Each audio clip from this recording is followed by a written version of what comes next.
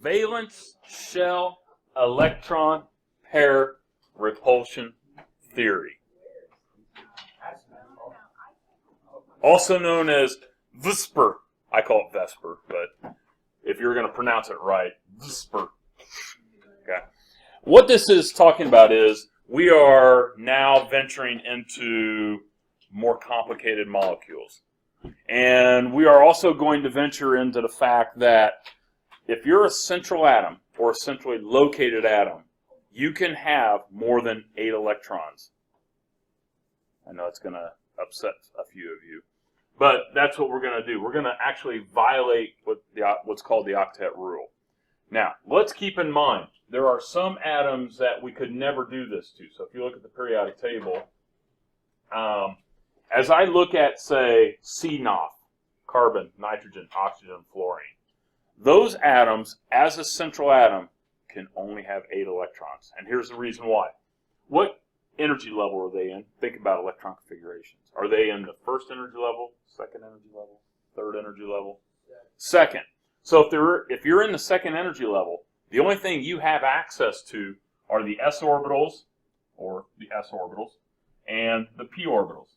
So if you fill up the s and p orbitals, then you're going to drop 2 in the s and 6 in the p for a maximum of 8 electrons. However, if we drop down to the next row, what energy level are we now in? The third energy level. And not only do you have s orbitals, p orbitals, but you also have some d orbitals that we can drop electrons into. Now, the nice thing about what we're doing today and for the rest of this topic is it only involves the non-metals over here on the right-hand side. Okay. So don't mistake when I say that we can drop electrons in the Ds. We will not be using any metals anymore. So there are no ionic compounds, sadly, on this.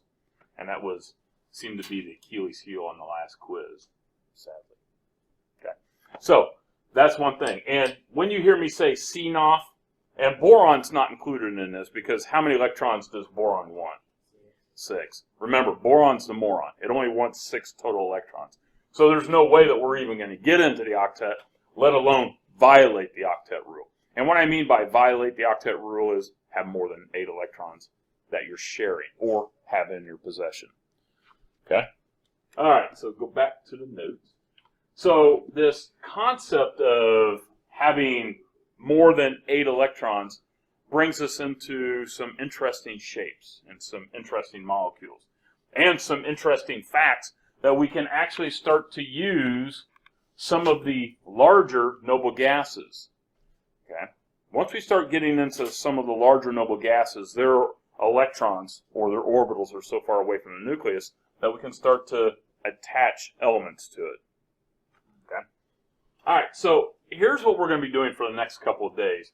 And on here it says that the test will be on Tuesday. I forgot we don't have school on Monday since we're going on Friday now.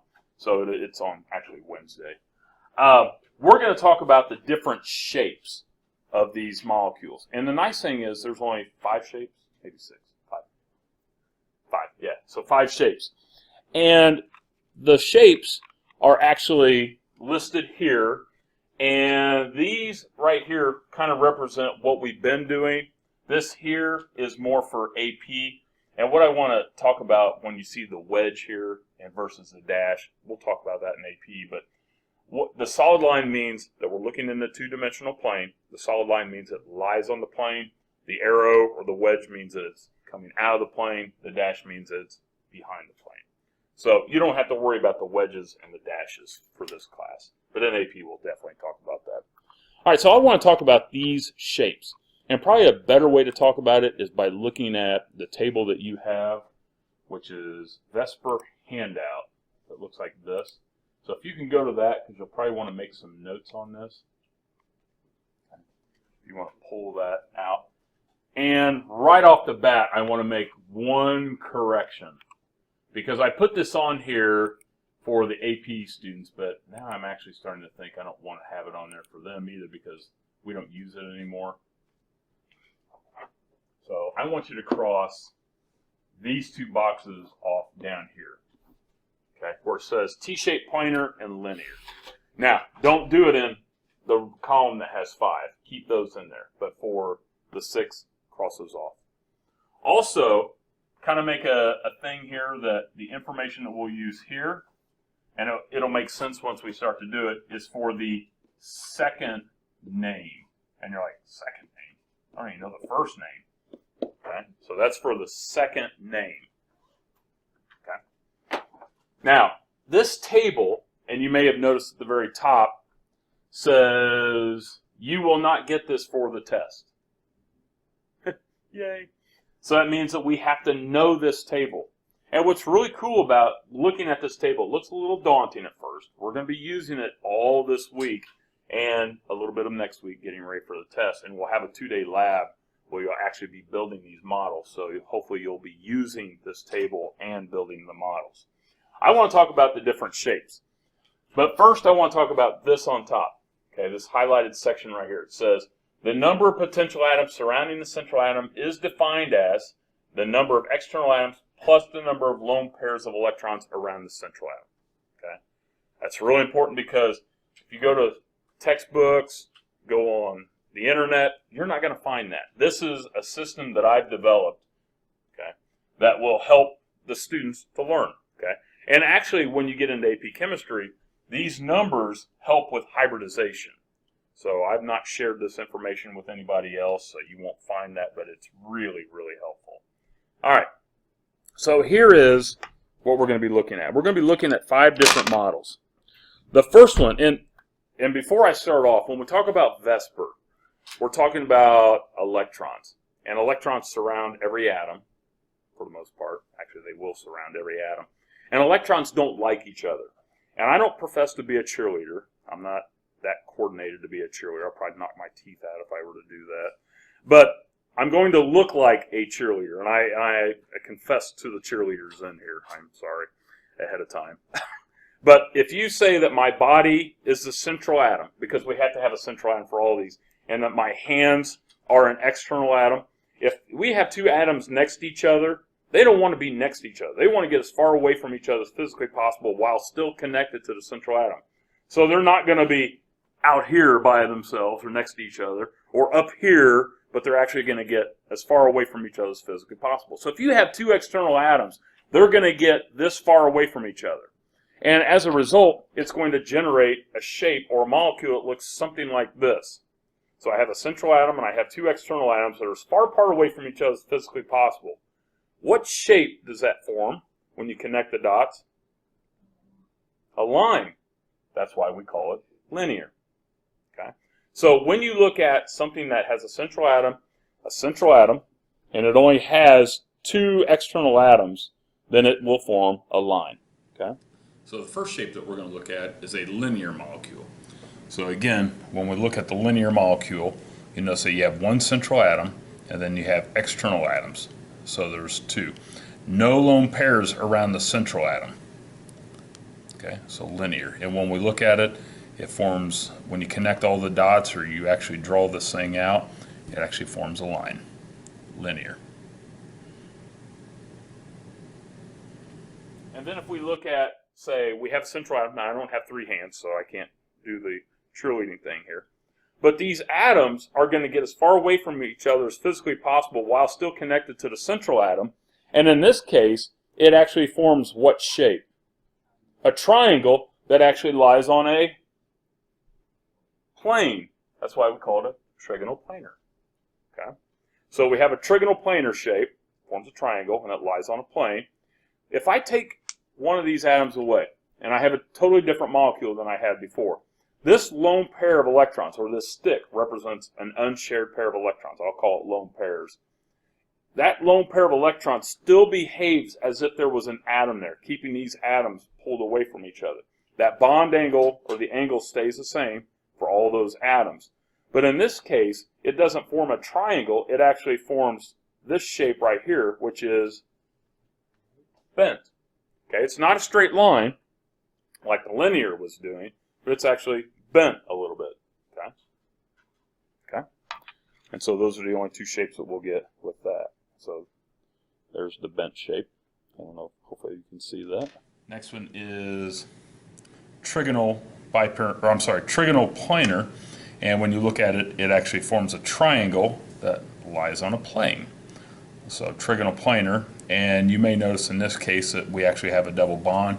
In a lot of those cases, you will have a double bond to give you that trigonal planar shape. And again, it lies on a plane. So, and I know that the model doesn't truly reflect that it's 120 degrees, but this is our best representation of a trigonal planar that has a 120 degree bond angle.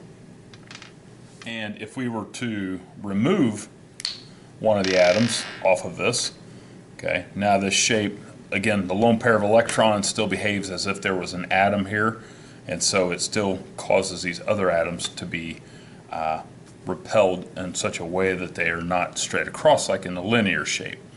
So this still has the 120 degree bond angle, but it's no longer a trigonal planar, but it actually is a bent shape. Again, the three atoms together form a bent shape. Okay. And then here's the next one where we have this shape here, and as I rotate it, no matter how I rotate that, okay, that shape actually stays the same, doesn't matter. And they call this a tetrahedron. And the tetrahedron, I guess it's because it has 4 external atoms, or 4 faces, however you want to think about it. But this is a tetrahedral shape. So when we look at the angle between here and here, here and here, here and here, there and there, and around, from atom to atom, what do you think that angle is? It's actually 109.5. If you said it was 109, I'll live with that. Okay. So this is the only oddball because, again, it's not really 360 divided by whatever. Okay, so the 109 degrees. shape. And again, you'll notice that there is a little gap between the bottom and it doesn't actually lie on the plane. If I take one atom away, okay, so maybe I have ammonia now, NH3, okay, that lone pair still behaves the same way. Now in this case, those atoms still form a triangle, but a little stubby pyramid. So that's why we call it a trigonal pyramidal. Okay, so it's actually kind of short, or really short pyramid, maybe one of the early generation type pyramids. Okay, if I take 2 atoms away, okay, maybe I have water here, where I have oxygen in the middle and 2 hydrogens.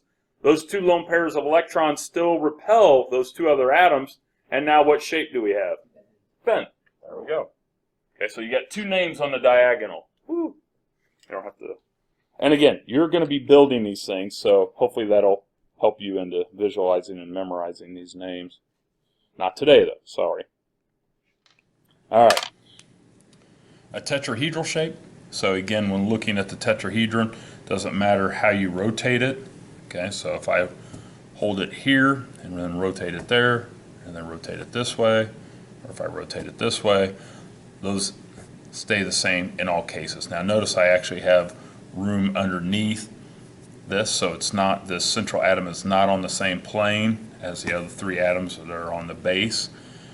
So this is a tetrahedral. The bond angle's 109. Okay, so 109 degrees regardless of which way we go here. Okay, tetrahedral. Take 1 atom away. Now we have a kind of a trigonal, we have a triangular based pyramid. Okay, trigonal pyramidal. Take another pair, or take another atom off. So now we've got 2 lone pairs of electrons here, and we have 2 atoms that are still connected. And again, these lone pairs of electrons still repel those other 2 atoms, so that they're not exactly 180 degrees away from each other, but they're in a bent shape. Okay. Now we're going to venture into violating the octet rule. This one actually has, the sticks again represent a pair of electrons, so this molecule has 8 electrons. How many electrons are represented connected to the central atom here? 10. So in this case, we now have a triangular base that forms a pyramid, but we don't have just one of those, we actually have 2. So that's why we call it a trigonal bipyramidal. Okay? So a trigonal bipyramidal shape, and it's kind of odd because it has 90 degrees here, but if you rotate it on its central axis, the atoms are 120 degrees away from each other. Okay, so 90 here, and then 120. So this is the only shape that has two angles. Whenever we remove atoms, we always take them from the central 120 axis. Okay, so if I take one atom away, hopefully you had a childhood and got to play on these things. What shape does that form? Or what does it say it forms?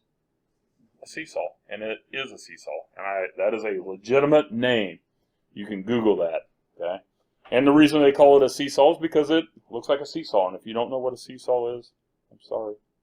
Okay. They didn't let you have a childhood. Okay. If I take another atom away, okay, now I have two lone pairs of electrons. And this actually forms what shape? T-shape that lies on a plane again. So it's a T-shaped planar.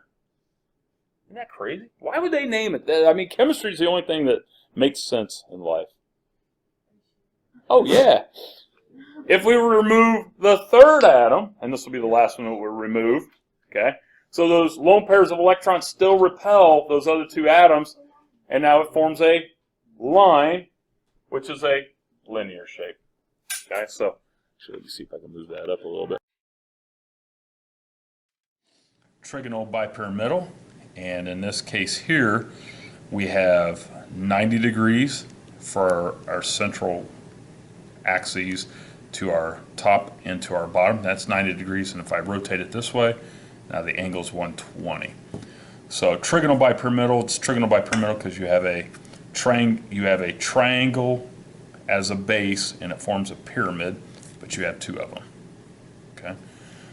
And then if we remove atoms, we always take them away from the central, and here we have a seesaw. Okay, and that is the legitimate name, seesaw, and it does rock back and forth nicely there. Okay.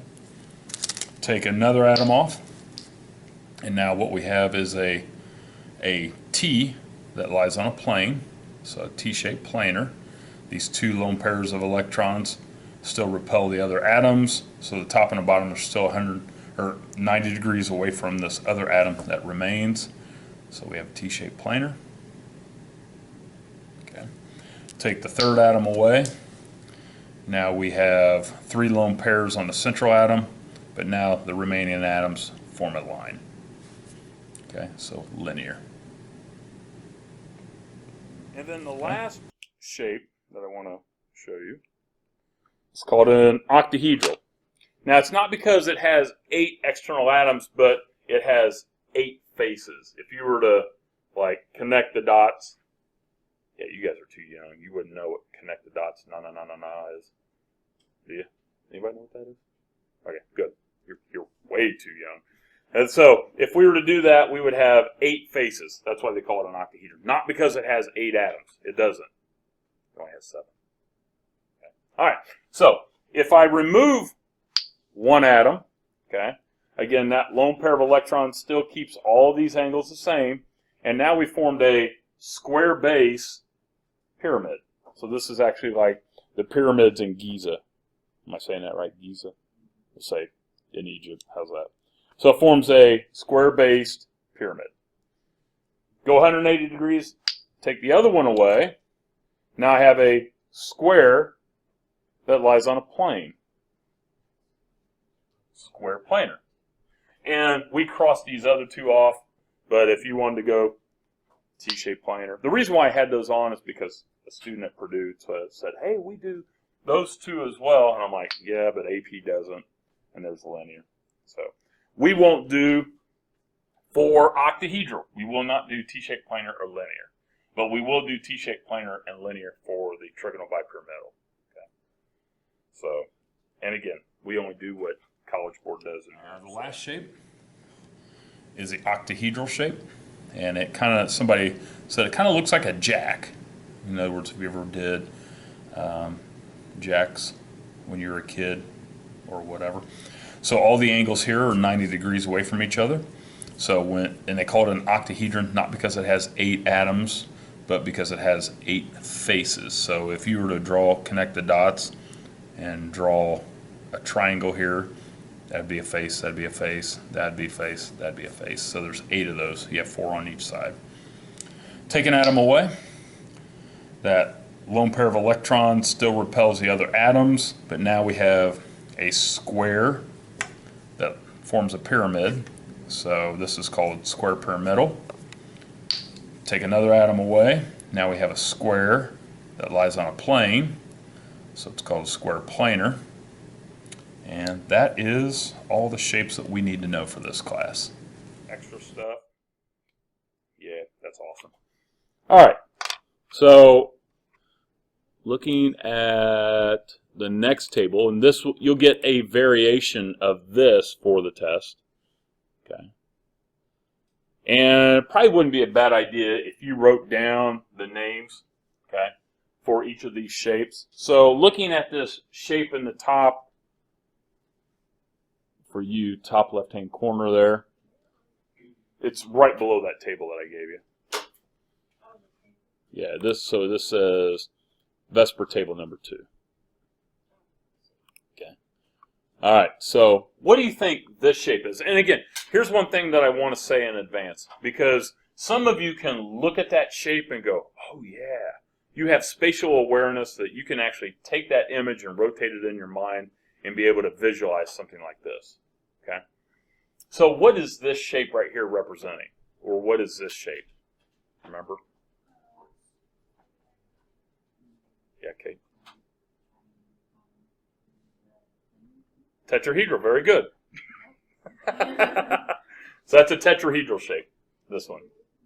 Okay, so that again, the tetrahedral, and again, you'll be very good at this by the time we get done with this.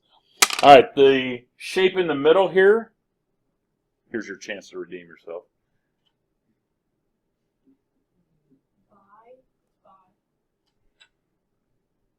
This one right here in the middle. It's this guy here. Very good. Octahedral. Huh? And again, don't freak out if you're wondering, how in the world? Because there's 4 along the central here, and then there's 1 on top and 1 on the bottom. Again, not all of you have spatial awareness yet. You'll get it at some point in your life. What is this shape here? Trigonal Bipyramidal. Good. So this guy here, the Trigonal Bipyramidal, and notice that it is the only one that has 2 angles on it, or associated with it. So you have the 90, and again the 90 is from here to here, and then the 120 along the axis. So there's only, again, 4 angles total, 109, 90, so 90, 120, and 120, and then 180. Okay, so what is this guy down here? That one, which is what? Trigonal planar. Very good. And then this on the left? Linear. Okay. So just to give you, and these are the 5 basic shapes that we'll be working with. We'll be pulling atoms off of. What is that? This one? This is trigonal planar. Okay. And the names for the test, they'll be rearranged. I mean, they're not going to be in that same order, so you can go, oh, yeah, I got the system now. Just as long as you know the names, you'll be fine there. And I'll probably even have the models laid out for you.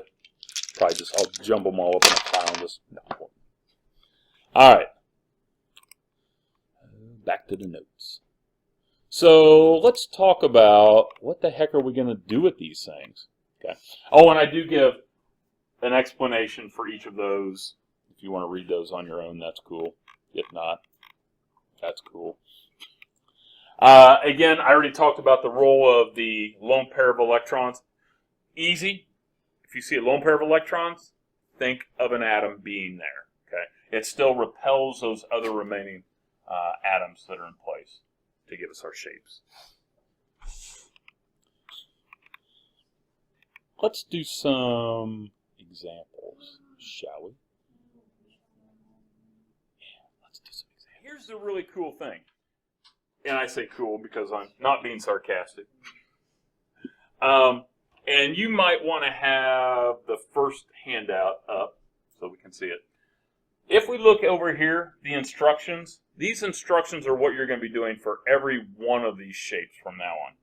The sad thing is 1 through 4 is what we did last week. So really the only new stuff is 5 and 6. Okay. Now I'm going to have you draw the shape like what we did last week, except there are no ionic compounds, sadly. And then I'm going to have you give me 2 names. And in some cases, the names may be the same. So the first name that we'll get will be one of these 5. And we'll use these numbers up here to help us name the compound or to name the structure. And we'll do that as we do the examples. So let's take a look at the first example here. Maybe. All right. So good news, we're still doing what we did in the past. So we still want to, first of all, find out how many total electrons we need. So how many hydrogens do we have? 2. Each hydrogen brings how many electrons? 1. And sulfur has how many electrons? So total of 8. Good. Nothing new. Who are my, or what is my central atom? Sulfur. Scroll that up a little. So sulfur and hydrogen will always be an external atom. Great news is we're still going to satisfy the external atoms, so give the external atoms what they want. In this case, hydrogen gets its 2. It's all at once. Whatever's left, dump on the central atom. Okay. That's what we did last week. We just went through steps 1 through 4. Okay. All right. Now, here's step 5. I want you to give me the name. Let's pretend that we had a hydrogen here and a hydrogen here. Okay. And when looking at the table, right here it says the number of potential atoms surrounding the central atom is defined as the number of external atoms plus lone pairs. So here, how many external atoms do I have? Now, let me go over definitions here. This is considered a central atom since it's centrally located, and we will only have one central atom when naming these things. That's really important. So we won't have compounds like this anymore. Okay? Sadly, we won't have that. Okay? So central atom is the middle atom, and then the external or the outside atom. So how many external atoms do we have? 2. And then it also says plus the number of lone pairs. Lone pair means an unshared pair. Okay? And how many? And it only is on the central atom. So all of this information is for the central atom. So how many unshared electrons do we have? I'm sorry, pairs of electrons. 2. So 2 plus 2 is... Woohoo. So my potential for this compound is 4. What that means is I'm working right out of this column. So any name that I'm going to give for this shape has got to come out of this column right here. We're not going to name it tetrahedral and then come over here and get real creative and name it something else. So once you have your column, that's where we're going to stay. Okay? And what is the first name listed? Because we have no lone pairs. If we were to say that we had, hypothetically speaking, we had 2 atoms here, what would that name be, or what would the shape be? I want you to be able to tell me which of these 5 shapes we're actually getting the structure from. So that's the first thing. Yeah, you're going to tell me, like, are we going to work from this molecule, this molecule, this molecule, this one, or this one? So what I want you to do is to tell me which it's coming from. So the first name is, if I had 2 atoms here, what would my total number of atoms be? Yeah. So what is the name of... Say that again. Reading the equation, I wouldn't know that there was like 4 there. Oh, how do I know there's 4? So I'm going to say, when I say potential, what I mean by is, this has potential for 4 external atoms. Because that lone pair, I could have a hydrogen here, or I could have another hydrogen here. So that's where I came up with that naming for the potential. So in this case, if I had 2 more atoms here, this would be which of these shapes? This one here? Yeah, and what's the name of this? Tetrahedral. So it's a tetrahedral shape.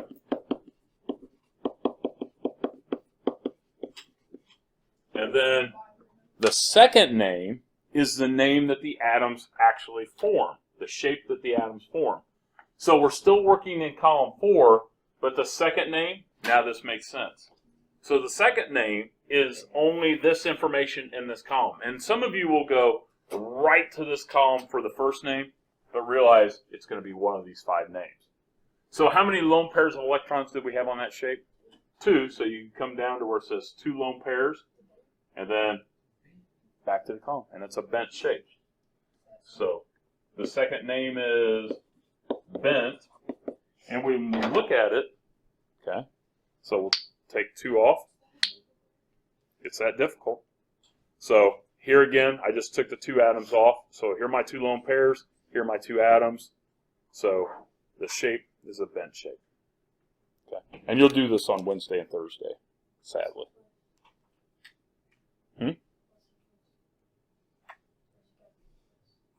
Twist? No, they're all super easy. All right, let's look at another one. Come on, it's just chemistry. All right, so let's get our count for electrons. So how many does hydrogen bring? And carbon brings? And nitrogen brings? So grand total of 10. Good. Okay, grabbing his calculator there. All right, who is my central atom here? Always. And as a heads up, if you ever see, say, 3 different elements, and I'll start doing that to you, whichever one's listed second, put it in the middle. And that's the way AP does it. It's kind of nice, too. So the carbon's always in the middle. All right, and then, so we have 10 electrons, so satisfy the external atoms. And we'll give nitrogen, it's 8. Hydrogen, it's 2. How many electrons do we have? 10. So we have all 10 on there, so we can't get creative. So how many electrons does carbon have? So that means we need to start swinging some pairs over, right? And it doesn't matter where I take it from. Okay. Now, this is where it gets tricky. Stay focused on the central atom. We don't care about external atoms in terms of lone pairs. So, potential is defined as the number of external atoms. So how many external atoms do we have? 2. We have hydrogen and nitrogen. How many lone pairs of electrons or unshared pairs on carbon? 0. Okay. In other words, all the electrons that carbon has or is sharing with is being shared. Okay. So it has no unshared pairs. So 2 plus 0 is 2. Where? Only on the central. So we're only looking at this guy here. We don't care about this one. Okay? So it's only the central atom that all this information is going for. That's what makes this really nice. So when we look at our table, find the column that has a potential of 2. It's only linear. And in this case, you got to write linear twice. And on the test, I'll have separate boxes, so you just get to write it twice. And it's easy points, so don't freak out and go, oh my gosh, how in the world does he expect me to write linear twice? Just do it. I didn't do it up here. Here, let me come back up here for a moment. What is the bond angle? Yeah, I want to talk about angles. What was the angle for this guy again? For this guy here? I thought I heard somebody say it. 109. So I want to make sure that we're still doing bond angles. Sorry, I forgot to do that. So that was 109. And what do you think the bond angle is for the linear? 180. Okay. All right, let's do another. Yeah, go ahead. I'm sorry. Do you know how to circle it anymore? No, not unless you want to. You want to circle it? No, I'm good. Okay. How do you get 180? Because there are no unshared pairs of electrons, so there's no repulsion. And since there's only 2 external atoms, and I don't have this as a triple bond, you're actually going to build this on Wednesday. But there's only 2 external atoms, and they're as far apart away from each other as physically possible. I'll ask you for bond angles. We did. I went back to it. You were sleeping. Yeah. Before the quiz? Okay.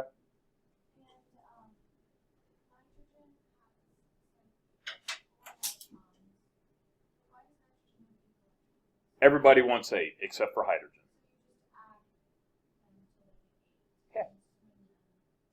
Yeah. That was what I was telling everybody. Just don't, again, if you're sharing, if you and I are sharing something, it's ours. It's not yours and it's not mine. It's ours. So we bring our electrons together and then we share. So that's, yeah, nitrogen brought 5, carbon brought 4, hydrogen brought 1, but then the reality is carbon and nitrogen are sharing in such a way that they both have 8. So I don't ever allocate who is who here. I just, we get how many we have, and then we distribute accordingly. That's the way life should be. All right, looking at carbonate. Sorry that the 2's so jacked up there. I know. I was able to do it right on yours. I don't know why it's all goofy here.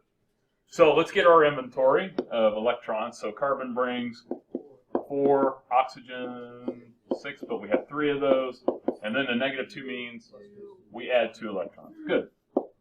So a total of 24. All right. So who's in the middle? Carbon, always. And then give the external atoms, they're 8. And of course, since we added electrons, those will be the only brackets you ever show us for the polys. All right, so how are we looking? We have 24 electrons, but what's that? Swing a pair, because carbon only has how many? 6. So bring the pair over. And I don't care where you bring them over from. Okay. So let's go through. How many external atoms do we have? 3. So we have 3 external atoms. How many unshared pairs of electrons on carbon? 0. So our potential is 3. So we work out of this column, not the third column, but the column that has a 3 in it. And what is the first name listed? Okay, so let's use a different color. So it's trigonal planar. And since we have no lone pairs of electrons, the name is the same. Good, trigonal planar. Now, what is the bond angle? If you have something that looks like this, 120. Good. Okay. All right. So, and the bond angle will come from when you build it. And keep in mind, and this is really important, because if you look at this, are we drawing it as it looks? No. We are still in the 2-dimensional on paper. We're working out of quadrants. And so we're like, oh, that looks like a 90 degree. That looks like a 180, right? But we have to visualize in the actual dimension, okay? Because some of you might draw it as an actual trigonal planar shape, but I highly recommend you still stay in the quadrants if you can, as long as possible. So it actually is a 120, and that'll just be something that once you build it, it'll make a little more sense. All right, now there's an extra that I put on here that's not in your notes. I want you to do this with me. It's iodine tribromide. This will be our last example, sadly. Okay. So let's get a count. How many electrons does iodine bring? And each bromine brings, well, we have 3 bromines. And there's no charge, so this is what we're working with. 28, good.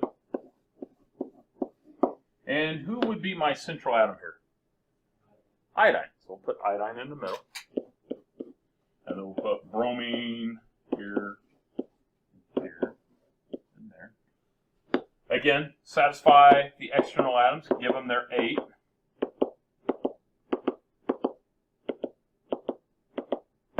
Okay, how many electrons do I have shown? 24. I need how many? 28. I need to add 4 more electrons. Please do not do that. Okay, that's really bad. If you need to add more than 2 pairs of electrons within a quadrant, give it legs or give it arms. I don't care what. Okay.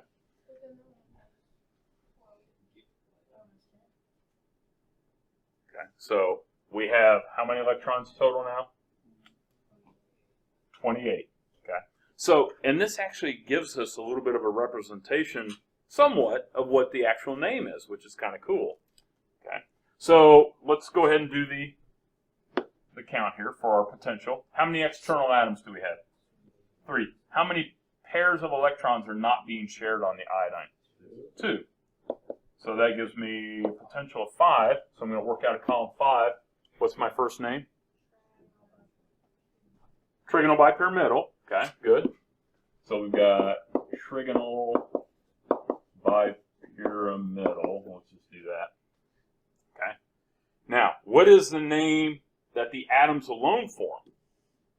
And what's cool is this drawing actually makes it look that way. So if we say, okay, how many lone pairs were there again? 2. So with 2, and we're at a column 5. So what is that? T-shaped planar. And doesn't that kind of form an upside down T? Yeah. If you use your imagination, of course. So, whoop, T-shaped, not just T-planar. So T-shaped planar. And it actually looks like this. So here's our shape, our trigonal bipyramidal, and we take it 1, 2. There's your T-shaped planar. And actually, if you were to look at it, kind of, so top, bottom, and then you have your 2 over here on the side, kind of helps out a little bit. Now, what are my angles here? 90, and actually it's, because we also have to consider the electrons here, 120. This is the only shape that has 2 angles. Get back on there. Okay. So 90 and 120. Okay. Now, tonight might be a little bit of a struggle when doing the homework because you're actually looking at this table. I probably wouldn't look at table number 2 just yet. Do we have to memorize this table? Yeah. Yeah. Make sure you know this.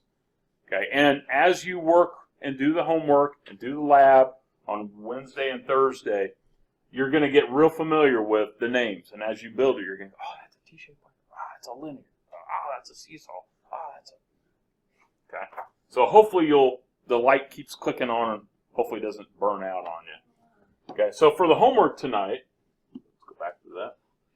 So the homework tonight is the 2s, or actually are the 2s.